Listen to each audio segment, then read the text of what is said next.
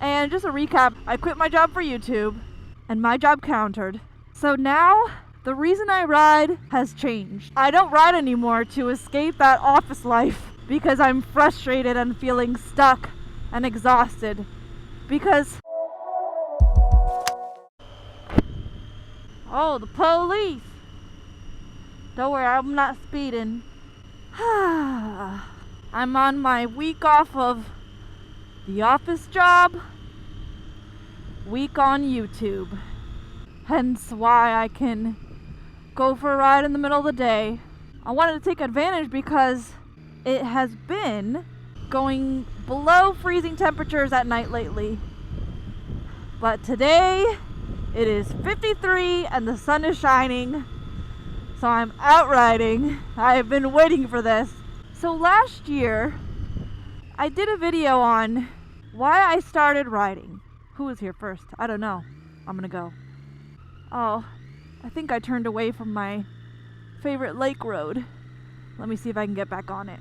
So when I first started riding 5 years ago, at that point, I had, I'd always just tried to do the right thing, make my parents proud, get good grades, make curfew, and now that I'm an adult and I can set my own curfew, still go to bed early, wake up early. I mean, my parents came to America from the Dominican Republic to be the first in their family to go to college and to just have a new life for themselves and their future generations. I definitely wanted to make them proud. But you do all those things and you go to school and you get the dream job. A lot of times what happens to a lot of people, what happened to me was the 9-to-5 office job. Oh my gosh. I just get so exhausted and frustrated and just feeling stuck.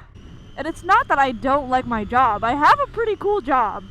I do get to draw for a living. There are dogs allowed in the office.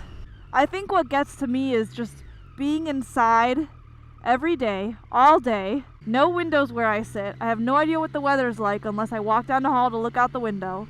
And just this strict schedule that isn't flexible.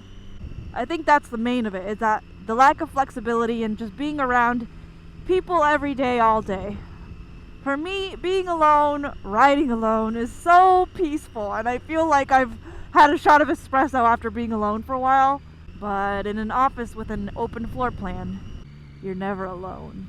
So when I first started riding, it was really just about just feeling frustrated and stuck and needing to feel free and alive and be around nature and just do something that was all opposite of what I had been doing. Now, if you've been following along here for a while, you'll know I've been on YouTube for about 4 years, and for most of that time it's just been a hobby, really, at least as far as the way it paid me. But I didn't really care because I loved doing it. And then earlier this year, I realized I was spending so much time on this. I did not have time anymore to keep putting so much time into a hobby.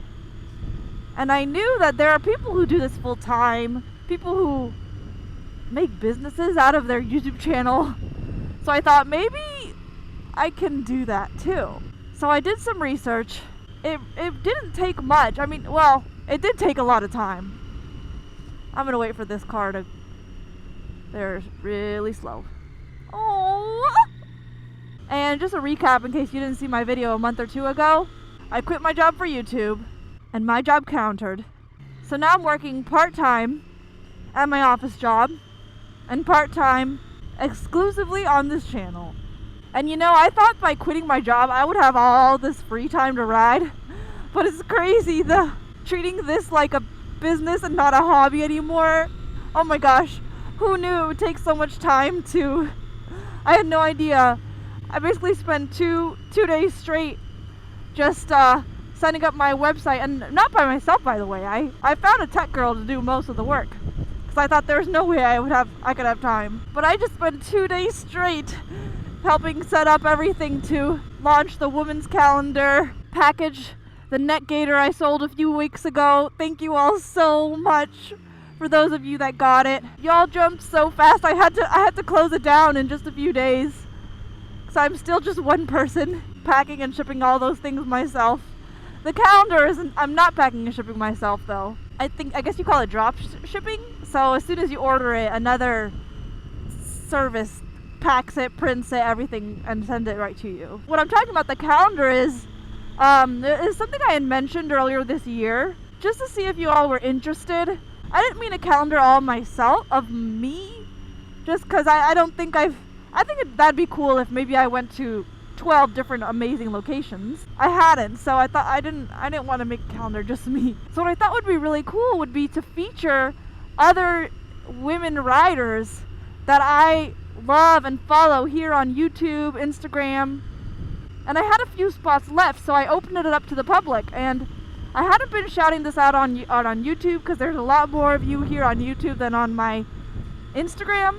When I asked for those submissions of other ladies who ride, I mean I had to shut it down in 6 hours. I got so many. I have another idea that I want to do maybe next year so that I don't have to be so limited with all the cool girls I can feature. But basically the idea of the calendar is I just wanted to feature, I mean if you Google biker chick calendar, I mean the stuff that comes up isn't exactly stuff that I personally want. Not trying to be mean there, it's just, you know, I like chocolate more than I like vanilla, but vanilla is great too, and plenty of people like vanilla. It's just what I want. And the thing about this channel is if you're watching my videos, it's because you and I have pretty similar tastes. The kind of things I think and I like are probably not too different. The YouTube algorithm's great about that, showing you videos that they think you'll like. I am so excited about this calendar. I already ordered myself one, but Red Spade is in it, Lolly's in it, Her Two Wheels is in it, As the Magpie Flies, and a whole bunch of other cool ladies. Just click in the description down below.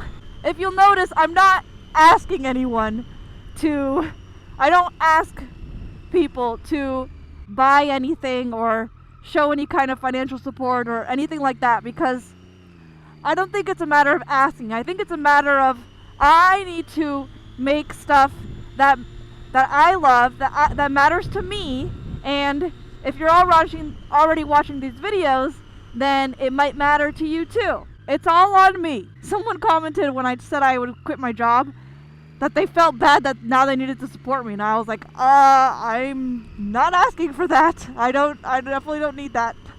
Thank you.